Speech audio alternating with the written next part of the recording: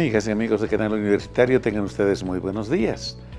Soy el doctor Gustavo Mendoza Ríos, profesor emérito de la Facultad de Medicina y médico ginecobstetra que ingresa a vuestros hogares gracias a vuestra gentileza mediante su programa Cuidemos tu Salud.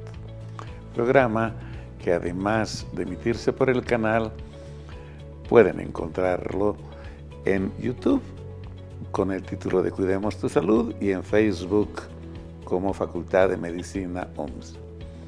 Este día hemos de hablar de un tema muy particular, el del traumatismo cráneoencefálico. De distintas formas se lo ha conocido a este cuadro y precisamente nuestro invitado nos va a permitir aclarar y decir con propiedad de lo que se trata el cuadro en sí. Para ello, hemos invitado al profesor doctor Raúl Beltrán Ocio. El profesor Beltrán Ocio es neurocirujano. Él es profesor de neurocirugía de nuestra facultad, pero además es médico de la especialidad en el Hospital de Clínicas Universitario. Por lo tanto, hemos de hablar con un experto en la materia. Vamos a ver qué es lo que debiera hacerse en cada caso cuando uno presencia alguno de estos problemas derivados precisamente del trauma que puede sufrir la cabeza y que puede tener consecuencias. También ha de ser muy importante señalar que está tan difundido el problema que, según se sabe, es a lo mejor la segunda causa más frecuente de problemas que tienen los seres humanos cuando se afecta precisamente este órgano tan noble como es el cerebro. Un dato: en el mundo se dice que la incidencia es de 200 por 100.000 personas, por 100.000 habitantes.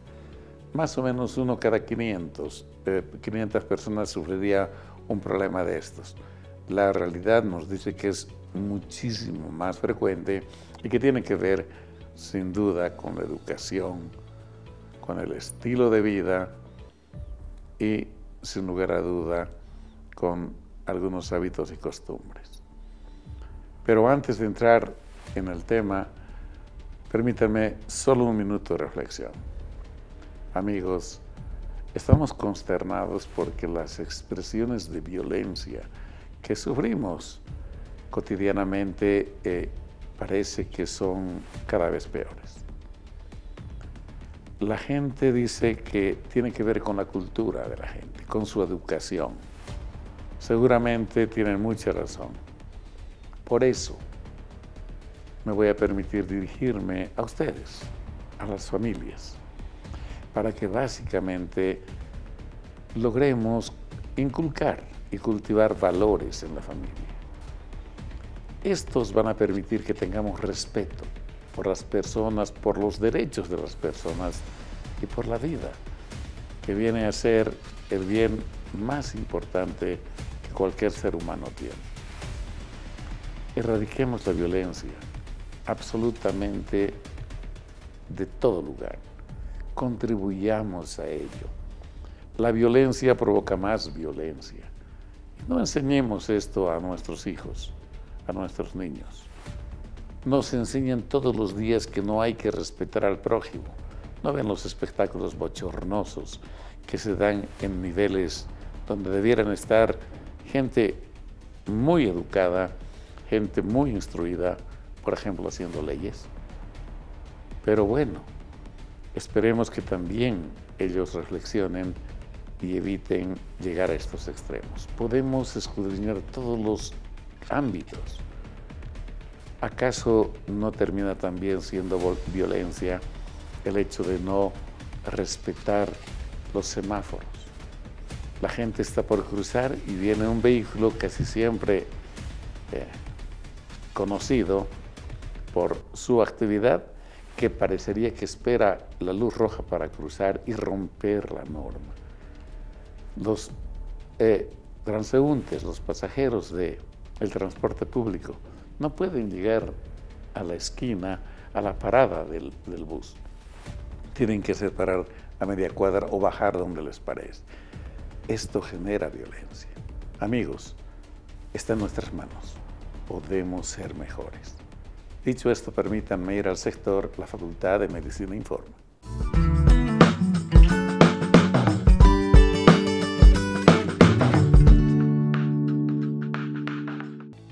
Distinguidos amigos, en esta nota ustedes verán cómo la Facultad de Medicina, docentes y estudiantes realizaron una serie de actividades precisamente en el día consagrado para luchar contra el consumo del tabaco. Veamos la nota, por favor.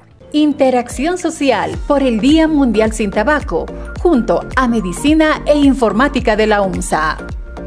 Con novedosos materiales didácticos en 3D, tests de Fagerström para evaluar la dependencia física a la nicotina. El 30 de mayo se llevó adelante la jornada de prevención contra el consumo del tabaco. En el evento, estudiantes de primer año de medicina dieron charlas educativas. Todo gracias al convenio de las carreras de Medicina e Informática de la UMSA. Yo voy a hablar acerca un poco de todo, en qué consiste el consumo del tabaco, la prevención de esto, qué ocasiona en el organismo, los efectos, qué componentes tiene el cigarrillo. Primeramente, cuando hablamos de tabaquismo, tenemos que hablar de una palabra exacta, que nunca hablamos de ella, siempre lo obviamos, y evidentemente para las industrias tabacaleras no les conviene hablar de esta palabra. ¿Qué es? El tabaquismo es una enfermedad. ¿Y qué características tiene esta enfermedad? La adicción crónica a la nicotina. Esta adicción crónica a la nicotina posteriormente va a ocasionar la dependencia física y psicológica a los productos del tabaco. Por ejemplo, en la composición de los cigarrillos. Actualmente no se sabe exactamente cuántos y qué componentes tiene el cigarrillo, pero tenemos algo muy en claro, que son más de 7.000 sustancias tóxicas. De estas 7.000 sustancias tóxicas, al menos 70 ocasionan cáncer. Entre estas, el cáncer que está más vinculado directamente al consumo de tabaco es el cáncer de pulmón. Otros componentes que les puedo mostrar para que se hagan una idea a qué tipo de componentes tóxicos tiene el tabaco, los cigarrillos. Por ejemplo, el formaldehído. Nosotros como estudiantes de medicina utilizamos el formol como un componente para el bálsamo de cadáveres. Quiere decir que cuando nosotros vamos a nuestra práctica, el cadáver está hundido en formol. Este formol nos ocasiona hacer llorar los ojos, en la nariz, nos lastima, nos duele si quieres estar cerca de este formol. Este componente está en el cigarrillo, un simple ejemplo. Estamos informados de lo que es el tabaquismo, lo que son las prevenciones y qué puedes hacer para dejar de fumar. El principal efecto que en el organismo que tiene el consumir tabaco directamente ya es el cáncer. ¿Asociado a qué? Cáncer de boca, cáncer de laringe, cáncer de tráquea, cáncer de pulmón. El principal es el cáncer de pulmón, porque el humo ya se encuentra directamente, baja por la boca, por la tráquea y llegando a los pulmones. Y en todo este trayecto que recorre, deja rastros de humo, lo cual puede provocar cáncer. Así de simple. La nicotina, que una vez llegado a los pulmones, pasa al torrente sanguíneo. En esta nota, ustedes verán cómo el INSAD, Instituto de Investigación en Salud y Desarrollo de la Facultad de Medicina, empezó a hacer investigaciones que contribuyan a las políticas públicas del país, en todos sus niveles y expresiones. Veamos la nota. El INSAD fortalece políticas públicas con novedosas investigaciones en salud para el desarrollo. Con estudio epidemiológico de violencia hacia la mujer, efectividad de inmunizaciones anti-COVID SARS-2, mediante la cuantificación de anticuerpos neutralizantes, además de factores que inciden en la desnutrición y enfermedades transmitidas por vectores. El Instituto de Investigación en Salud y Desarrollo, INSAD, fortalece las políticas públicas en salud y la formación del talento humano en investigación, destacó su directora, Ana María Aguilar Liendo. En realidad, nuestros estudios, nuestro trabajo, enfocan para resaltar y visibilizar el rol de una buena salud, el impacto que tiene una buena salud en el desarrollo social, económico, tanto del país como de nuestro departamento o de la comunidad en general. En realidad, todos nuestros estudios que hacemos a través de 4 unidades temáticas que tenemos en el INSAT están dedicados a ver las determinantes de los problemas de salud más serios que tiene nuestro país.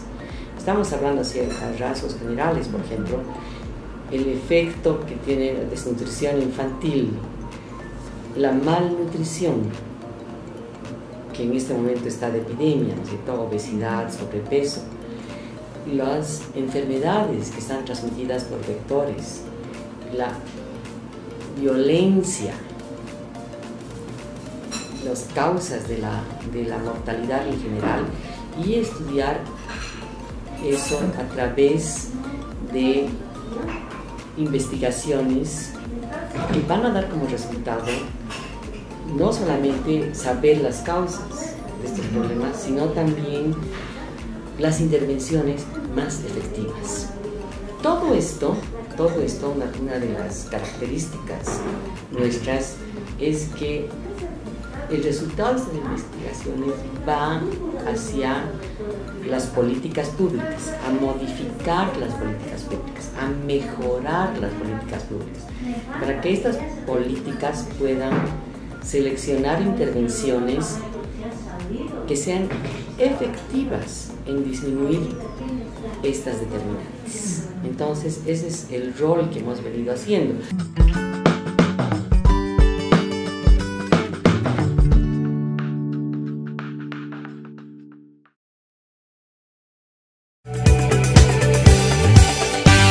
TVU. Televisión para ti.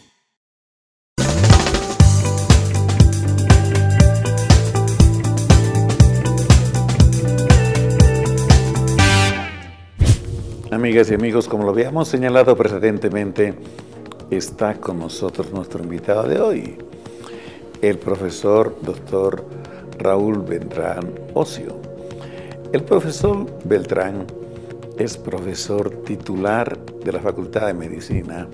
Él es neurocirujano y, por supuesto, es profesor de la cátedra de neurocirugía. Él es un experto en el tema. Tiene muchos años de trayectoria, pero además su trabajo base precisamente se encuentra en el Hospital de Clínicas Universitario, donde, como ustedes saben, llegan todo tipo de pacientes que sufren de traumas en la cabeza. Pero antes de hablar del tema, permítanme saludarle al profesor Beltrán y presentarles a ustedes. Raúl, gracias por aceptar nuestra invitación. Muy buenos días. Vamos a hablar de este tema tan importante, pero por favor unas palabras a tu público. Bueno, muy amable, Gustavo, por la invitación. Nuevamente es un placer poder estar acá. Creo que con anterioridad hemos podido tener alguna conversación sobre algunos temas que son bastante importantes para un conocimiento general de la población por los tantos problemas que vivimos en el día a día. Una vez más, gracias por la invitación. Espero que pueda comunicar mi experiencia para beneficio de la población y, si es posible, para prevenir algún otro problema médico que pueda ocurrir. Gracias, Raúl. Amigos, simplemente para entrar en contexto, indudablemente la bóveda craneal, la cabeza, contiene pues un tejido sumamente sensible, noble, pero además el que direcciona prácticamente toda nuestra vida en todos los aspectos, el cerebro. Y naturalmente hablar de lesiones del cráneo y del cerebro conlleva una gran diversidad de posibilidades en la evolución que puedan tener los pacientes. El profesor Beltrán nos va a ayudar en ello. Simple y llanamente, como un dato general, compartiremos seguramente, Raúl, es que en el mundo se dice que la incidencia es más o menos de 200 lesiones de cráneo por cada 100.000 habitantes. es decir, más o menos 2 cada 1000 habitantes. Este es un promedio, Raúl, porque incluye a niños, jóvenes y adultos. Y por supuesto, también las estadísticas nos dicen que, por ejemplo, cuando se trata de accidentes de tránsito, el 50% de ellos tienen trauma craneal y que puede además afectar el encéfalo y por supuesto producir la muerte. Tú mejor que nosotros sabes la relación de aquello. Raúl, el tener un trauma conlleva realmente tanta gravedad. Efectivamente es así. Yo creo que tenemos que empezar con un lineamiento muy básico, que todos lo tenemos desde el momento en que nacemos, y que sabemos que la cabeza es la que comanda. Sin duda. Y comanda al organismo, y de la cabeza salen las órdenes para que todo el organismo funcione. Esta es una vía de doble camino, porque sale la orden del cerebro, que está dentro de la cabeza, dentro del cráneo, y llega a la mano, llega al pie, llega a la boca para que podamos nosotros ejercer la función de mover la mano, de pisar, de caminar, inclusive de hablar o de respirar. Y hay una contraorden que le indica al cerebro que efectivamente la mano se está moviendo, el pie se está moviendo. Esta es una situación permanente y es muy veloz, porque nosotros en este momento estamos viendo todos los movimientos que hacemos y eso inclusive puede ser más veloz que la luz, porque la cosa es inmediata, la orden viene inmediata y la respuesta viene inmediata. Y sobre esa acción nosotros ya conscientemente o a veces inconscientemente vamos a poder tomar algunas medidas o movimientos o lo que fuese. Con esto podemos concluir que la parte más importante del organismo es la cabeza, que encierra toda la parte más noble, y dentro de la cabeza está el cerebro, que el cerebro, anatómicamente hablando, es una masa que pesa 1,5 kilos en la persona adulta. En el niño es fácil pensar que el cerebro es más pequeño, tiene menor peso, pero a medida que avanza la vida, eso va llegando hasta la cantidad de gramos que hemos mencionado, de 1,5 kilos. A medida que pasa la edad, el cerebro se va achicando, se va atrofiando naturalmente, como las articulaciones que se hacen más débiles, los músculos se hacen más débiles. Es una evolución fisiológica natural del cuerpo humano. Y como esta es una situación que ya se la ha planteado en relación a lo que es el trauma craneal, el golpe en la cabeza, lo que generalmente conocemos nosotros con términos más amplios, es fácil pensar que un golpe en la cabeza va a tener una serie de consecuencias y una serie de secuelas que probablemente no van a ser tan serias como sería golpearse el codo, la pierna o el pecho. Correcto. Raúl, con este marco tan preciso que acabas de señalar, entremos en tema.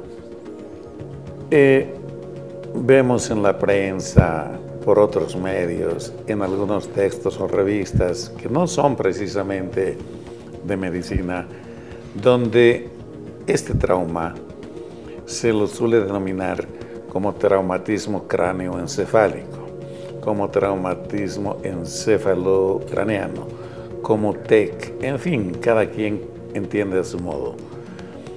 Ten la gentileza de decirnos lo correcto. Bien. ¿Y qué significa aquello? Muy bien. El término que has utilizado de traumatismo cráneoencefálico significa lo siguiente. Un traumatismo es un golpe. En este caso es un golpe que recibe el cráneo. Y a consecuencia del golpe que recibe el cráneo, se daña el cerebro, se daña el encéfalo. El encéfalo es la masa encefálica que incluye al cerebro.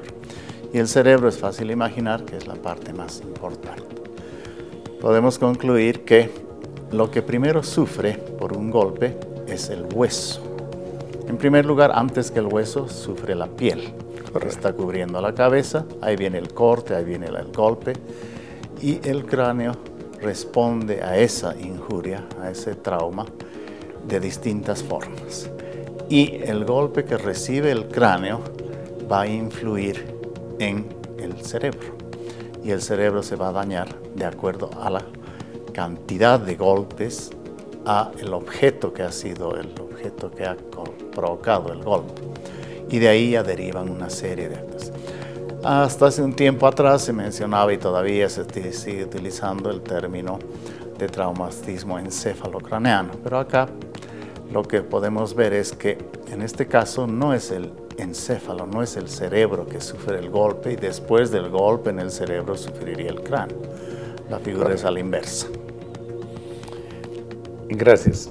Entonces, este trauma que recibe el cráneo y que puede afectar el cerebro, tiene, de acuerdo a la magnitud del golpe, una serie de posibilidades de lesionarse, ¿no es cierto? Desde pequeñas lesiones hasta muy serias. Pero antes de entrar a hablar de ello, ¿hay factores, hay enfoques epidemiológicos que nos puedan decir qué es lo frecuente, qué acontecimientos suceden, qué cosas pasan para que el cerebro se afecte después de golpearse el cráneo? Yo creo que esa es una pregunta muy importante y que valdría analizarla con cierta minuciosidad en relación a lo siguiente. Se habló en un comienzo que la incidencia de los traumatismos craneales, los golpes en la cabeza, es una situación bastante frecuente. Se dijo que la incidencia era de 2% por cada 1000 o de 2 personas por cada 1000. Correcto. Si bien es una cifra que uno piensa que es pequeña, pero es grande. Claro. Porque lo que pasa inclusive es que esas son las estadísticas más o menos frías, pero unas estadísticas más reales podríamos tenerlas de acuerdo a la localización geográfica del lugar. Sabemos de los conflictos bélicos que hay en distintos lugares del mundo y acá debemos suponer que estos traumatismos son muchísimo más de lo que se ha mencionado, el 2 por 1000. En países donde efectivamente no haya problemas bélicos, pero haya situaciones de violencia de distintos tipos, violencia social, política, económica, estas cifras también aumentan. Y algo que podemos tomar en cuenta es que inclusive en países que pueden tener mayor control sobre accidentes y prevención de varias situaciones, pero hay cosas muy fortuitas. Podemos hacer un breve listado que creo que va a ser bastante expresivo para que la gente pueda tomar en cuenta. Las primeras causas que producen los traumatismos craneales son los accidentes automovilísticos. Y eso es fácil de entender. Lamentablemente no se tiene un control estricto de lo que podría ser el conducir un vehículo, pese a que hay ordenanzas, pese a que hay regulaciones en los caminos y distintos controles, pero no es tan fácil poder controlar eso en cualquier lado del mundo, con algunas excepciones o en algunos países menos que en otros. Después vienen otras circunstancias como ser los accidentes de trabajo, que son cosas que no vienen programadas, un accidente es algo fortuito. Los accidentes laborales, los accidentes deportivos, que cada vez más estamos viendo, porque a medida que pasa el tiempo, los deportes cada vez se hacen mucho más drásticos, mucho más exigentes, etcétera, que pueden llevar a este tipo de situaciones. Otra cosa que lamentablemente tenemos que mencionarle y no podemos eludir es la violencia familiar. Y eso lamentablemente acá en nuestro medio se exacerba de tanto en tanto. Violencia social por distintas circunstancias, la violencia bélica, ya hemos mencionado algo de eso, y también están las caídas fortuitas que uno no las puede prever y ocurre. Y en último término voy a mencionar algo que tal vez debería ir al comienzo, pero prefiero mencionarlo ahora, que una de las grandes causas que producen los accidentes que nos van a derivar en un traumatismo craneal es el consumo de alcohol. Es una situación muy molestosa, muy preocupante, porque las cifras de esta condicionante a que ocurran son muy altas. Y eso es para tomar en cuenta. Y ¿por qué se enfatiza este problema? Porque es un problema que se lo podría prever. No vamos a hablar de limitar, no vamos a hablar de prohibir. Sabemos que eso, por estas circunstancias, es un poco difícil hacerlo, pero sí se podría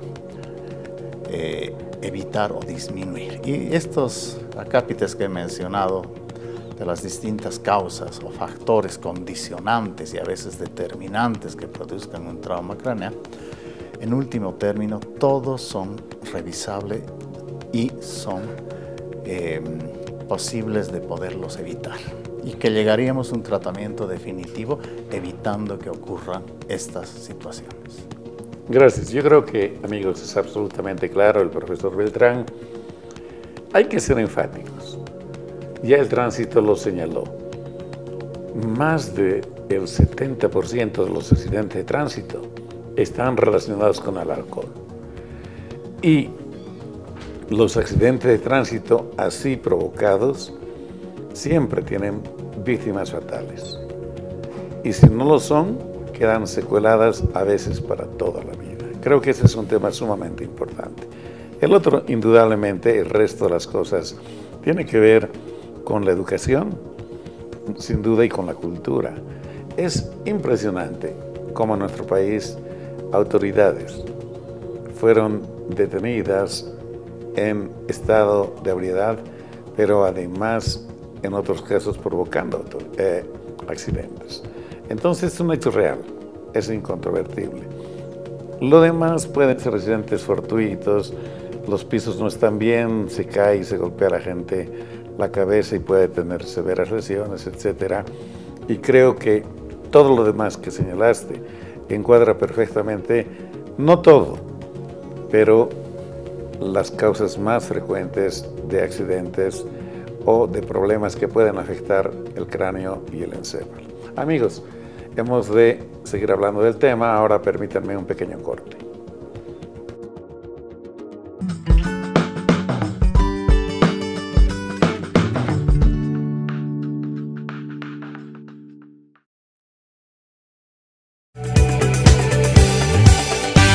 TVU. Televisión para ti.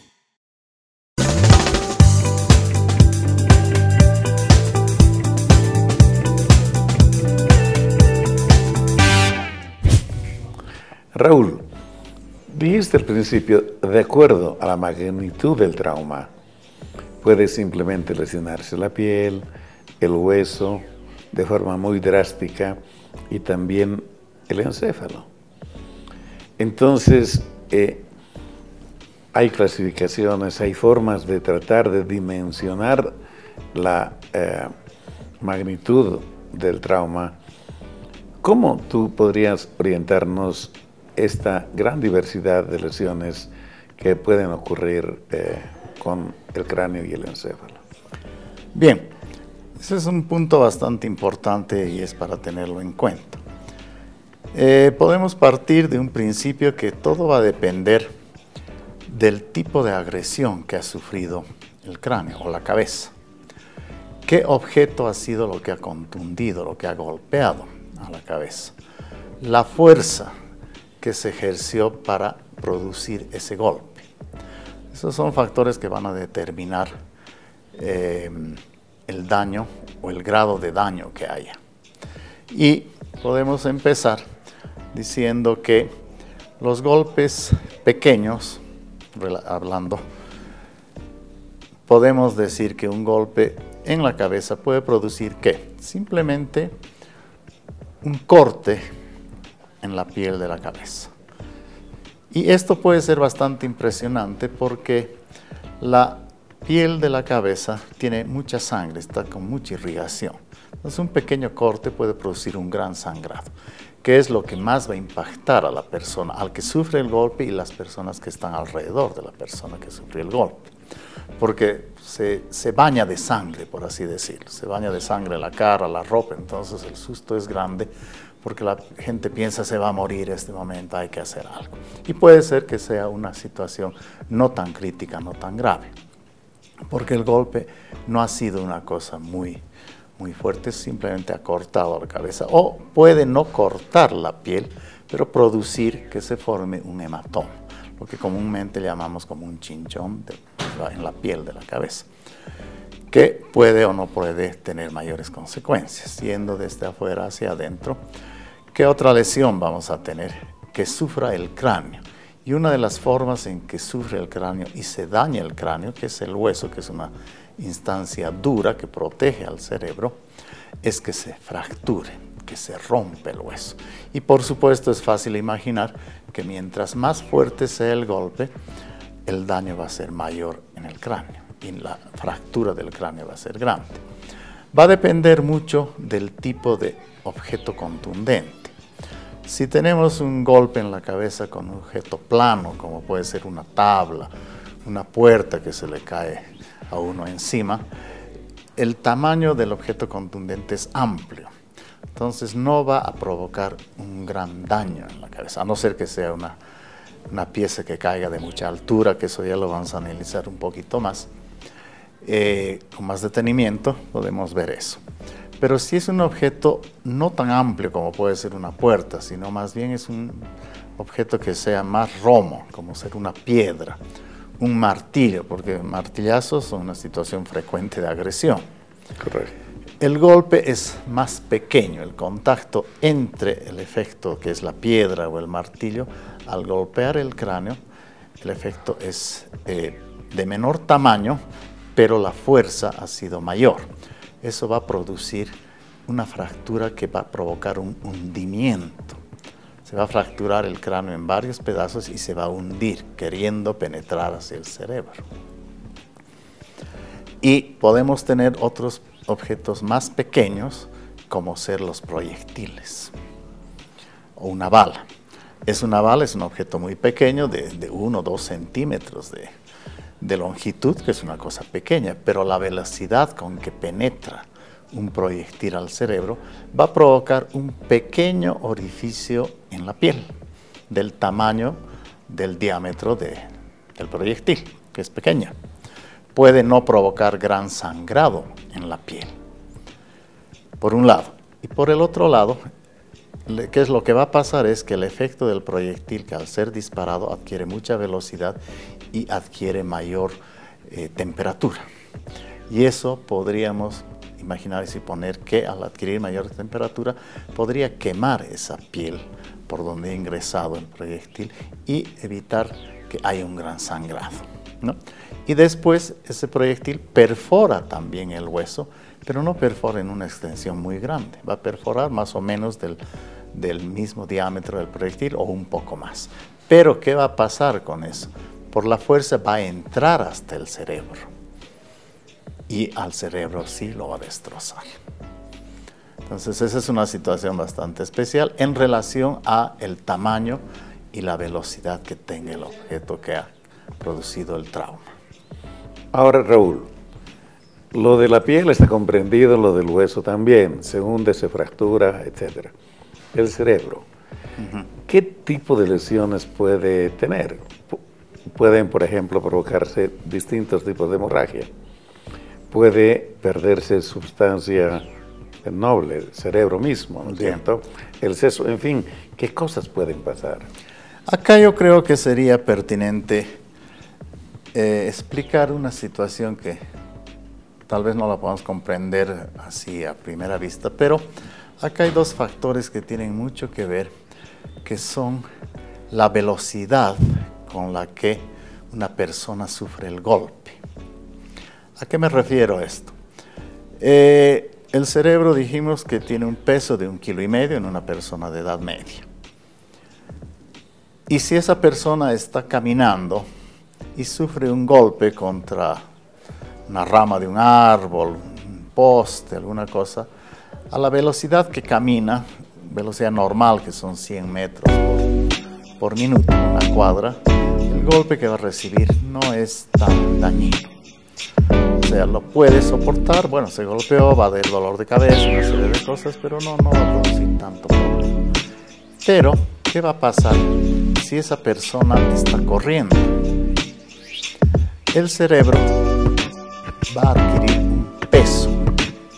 Ya no va a ser el 1,5 kilos normal.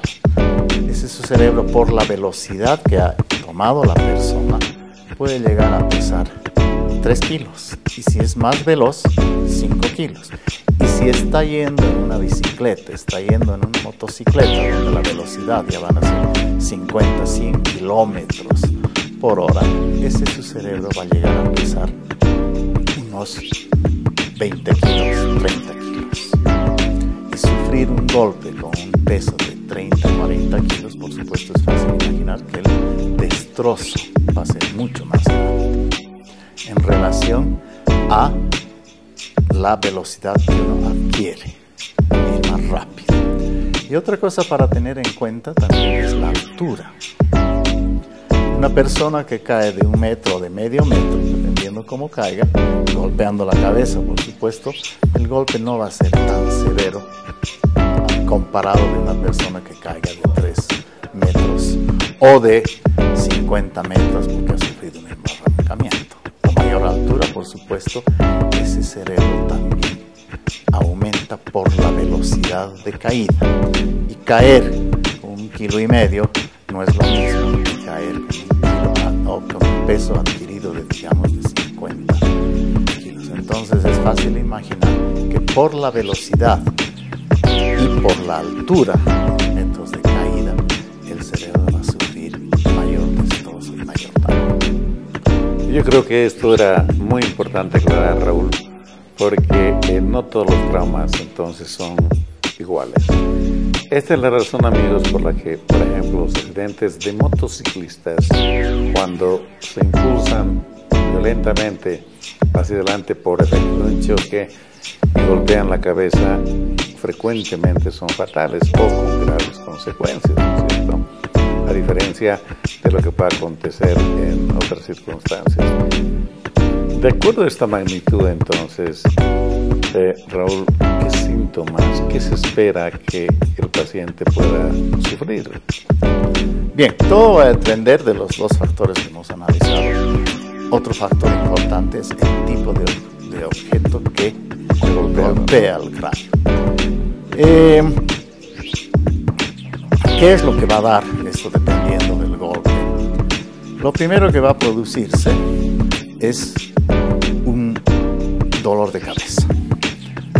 El organismo reacciona violentamente a cualquier golpe que nosotros recibimos.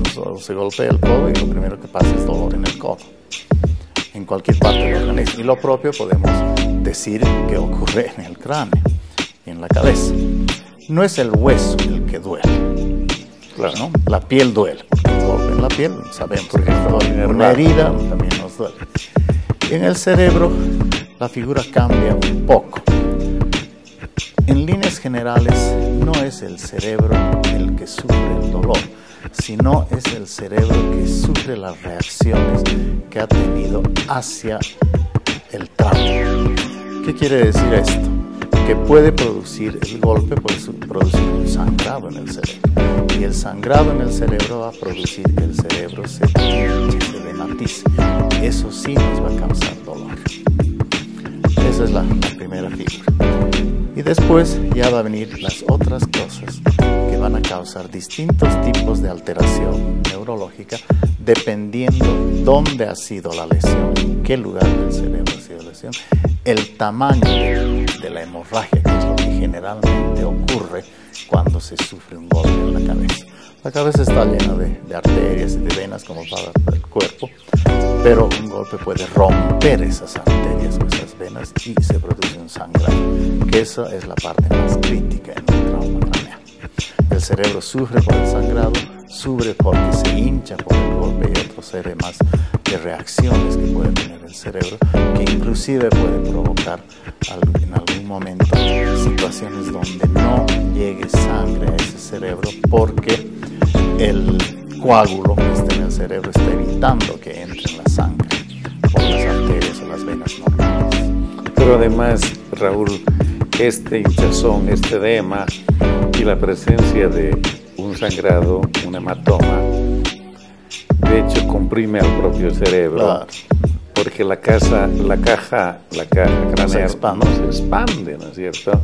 Y este es un problema muy serio y quiero enfatizarlo, porque de dejar evolucionar a su libre albedrío es susceptible de causar severas lesiones a la mente. Por supuesto. O sea, esa es una situación que hay que tomarla muy en cuenta. Y hay otro tipo de factores que creo que vale la pena tomarlos ahora. Hablaste hace un momento del motociclista y por ley nosotros sabemos que todos los motociclistas deben usar casco, incluidos los acompañantes. Pero si nosotros vamos por las calles de nuestra ciudad, vamos a ver que un buen número de motociclistas no llevan el casco, y peor el acompañante. Y eso, bueno, al comienzo ya vimos que podía ser algo más proclive a que tengamos más problemas. Pero ¿por qué me refiero al casco? Hasta hace muchos años atrás se pensaba que una forma de proteger la cabeza con los cascos era que los cascos tenían que ser unos armazones de acero, tenían que ser duros para que el golpe lo resiste el acero, el componente del casco, y que no sufra el cerebro o el cráneo. Pero la figura no es así. Si nosotros tenemos un casco duro en la cabeza de fierro, el golpe a ese casco duro produce más daño que no. ¿Y qué es lo que se está haciendo ahora? Los cascos los están fabricando de un material que se destroza. Antes se tenía el concepto de que los cascos deberían ser duros y con eso la cabeza se protegía. Pero ahora los cascos no son de metal, porque el casco de metal aumenta el peso de la cabeza y en golpe puede ser mucho más problemático. Los cascos los hacen de materiales que son bastante resistentes, pero son plásticos, son resinas, carbonato, una serie de materiales que dan la protección. Ahí el casco se rompe. Y al romperse el casco, el golpe, la física del golpe es adquirida por ese casco que se ha roto. Entonces ya no penetra el impacto del golpe con tanta elasticidad como podría imaginarse. Y lo propio ha ocurrido, si vale la pena poder referirlo, con los autos. Los autos hasta hace muchos años los hacían todos de metal, que era un tanque. Y el concepto era que dentro del tanque todos están protegidos, pero efectivamente andaba el auto como un tanque, pero cuando tenía un golpe, los que estaban dentro del auto, dentro del tanque, sufrían una serie de golpes que se lesionaban más. Claro. En cambio ahora los autos son fabricados ya no con esas capas de acero, son fabricados con plásticos, todo lo que por varios factores los fabrican así, pero el principio es el mismo. El auto sufre el choque, sufre el impacto y se deshace el auto. Ya la carcasa que la vemos, ¿no? El chasis que nosotros conocemos, se deshace, se hunde, se rompe. Eso amortigua y disminuye un poco la velocidad del impacto y protege más a la persona. Gracias, Raúl. Vamos a seguir, amigos, hablando del tema. Te voy a plantear algo muy importante, por favor, para que en el siguiente sector puedas aclararlo. ¿Qué clínica, qué síntomas dan estos traumas? Desde lo leve hasta lo severo, porque de esto depende lo que debe hacer la gente que está cerca cuando ocurre un acontecimiento de estos, y contarnos luego un poco cómo se hace el manejo clínico, médico, y cómo se hace el tratamiento quirúrgico y cuándo es necesario aquello. Amigos, después de este pequeño corte volvemos.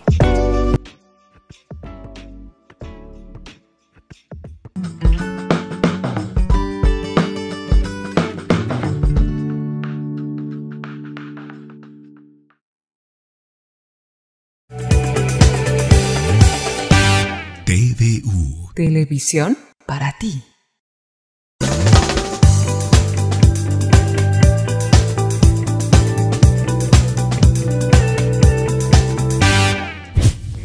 Raúl, entonces, ¿cómo se manifiesta clínicamente este trauma?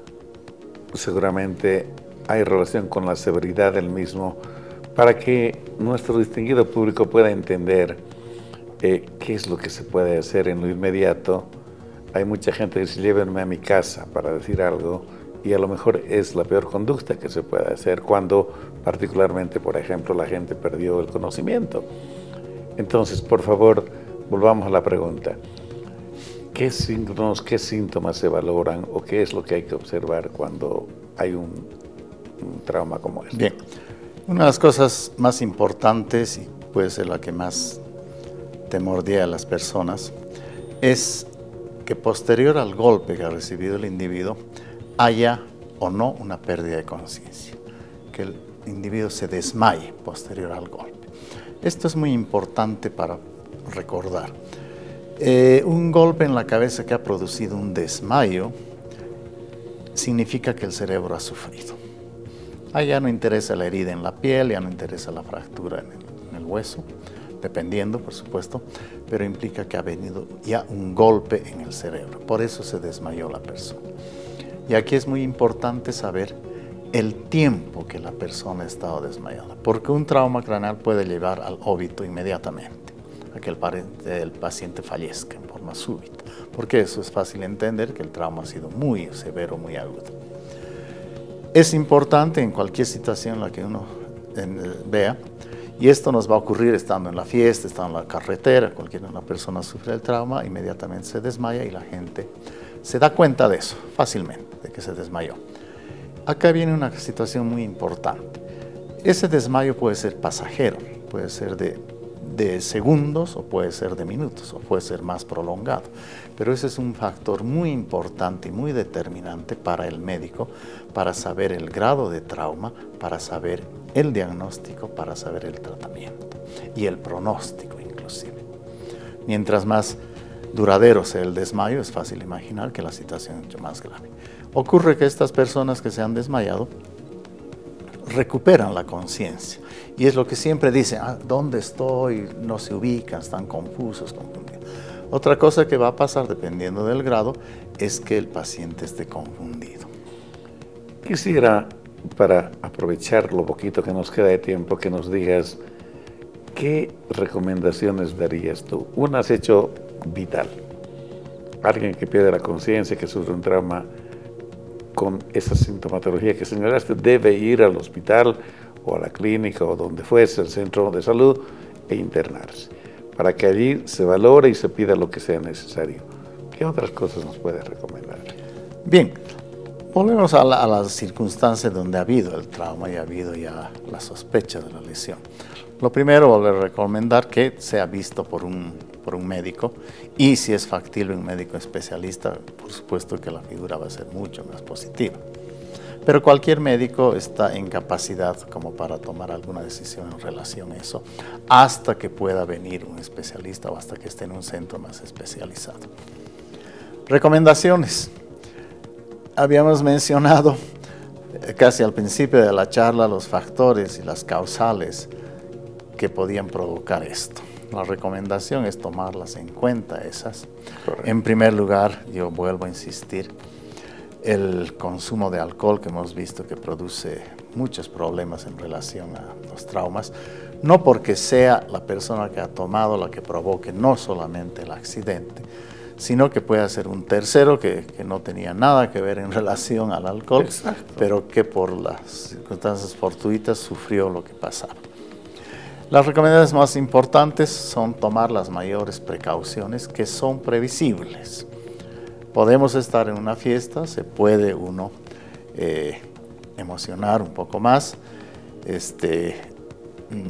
ponerse más feliz, que eso es lo habitual que hacemos en todas las fiestas. Tomar las prevenciones de, si estoy en una fiesta, evitar de manejar un auto, que es mucho más seguro. Hay unas reglamentaciones hoy en día que están ayudando en eso ampliamente. Evitar situaciones de riesgo, como ser algunos deportes de extremos, algunos deportes de riesgo, que uno no esté preparado para eso. Las situaciones de agresiones físicas, agresiones en la calle, a veces son fortuitas, uno no las promueve, uno no las piensa, pero vienen. Si pudiésemos evitar tomarnos algunas situaciones de cautela, también podrían ayudarnos. Yo creo que eso es lo más importante, llegar a la base de qué es lo que produce y evitar, porque ya cuando se ha producido el problema, ya solamente viene la lamentación y la curación. Amigos, no hemos hablado de una otra parte que la dejaremos para el futuro, y es que estas personas que pueden haber sufrido severos traumas, Raúl, pueden recuperar a lo mejor parte de su condición física, pero pueden quedar secuelados también, y a veces de toda la vida. Hemos de hablar de eso en el futuro, distinguidos amigos, pero ahora solo nos queda agradecerte por tu amabilidad y pedirte para que una siguiente vez podamos conversar de otro tema como este tan importante. Tu despedida, por favor, Raúl. Bueno, una vez más, quiero agradecerte, Gustavo, la invitación. Siempre es una cosa muy placentera poder estar acá, manifestar mi experiencia en este campo, y espero que haya habido un mensaje para que la gente pueda tomar en cuenta y considerar esto. Con mucho gusto voy a estar accesible a que pueda haber alguna otra charla. Imaginemos y deseemos que esa charla, así como esta, pueda servir para que la gente pueda tener una idea un poquito más clara de cuál es una situación que es de todos los días. Y valga la redundancia en decir que todos estamos expuestos a sufrir un trauma craneal, independientemente de la edad, de la profesión o de la localización. Y una buena cosa es poder prevenir esto. Muchas gracias, Raúl. Amigos, ahora permítanme ir al sector Avances en Medicina.